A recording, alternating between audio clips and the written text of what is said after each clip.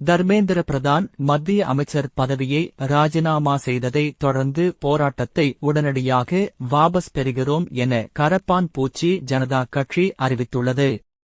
NEET இளநிலை தேர்வு வினாத்தாள் கசிவிற்கு பொறுப்பேற்று மத்திய கல்வித்துறை அமைச்சர் தர்மேந்திர பிரதான் பதவி விலகக் கோரி கடந்த மாதம் 28ஆம் தேதி முதல் கரப்பான் பூச்சி ஜனதா கட்சியினர் போராட்டத்தில் ஈடுபட்டனர்.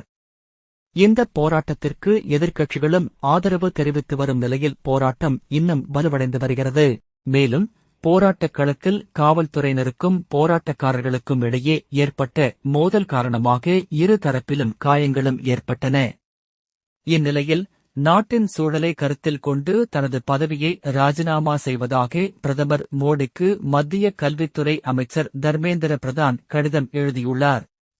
அதில் நீட் வினாத்தாள் கசிவு ஏற்பட்டதற்குதான் பொறுப்பேற்றுக் கொண்டதாக கூறியுள்ள தர்மேந்திர பிரதான், மோசடி கும்பல்களின் சதியால் மாணவர்களின் எதிர்காலம் வீணாகிவிடக்கூடாது என்பதில்தான் மிகுந்த உறுதியுடன் இருந்ததாகவும் தெரிவித்துள்ளார். ஆனால் கடந்த சில நாட்களாக முக்கிய பொறுப்பில் உள்ள சிலரே மாணவர்களை தவறான திசையில் வழிநடத்தியது பெரும் வருத்தம் அளிப்பதாக தெரிவித்துள்ளார்.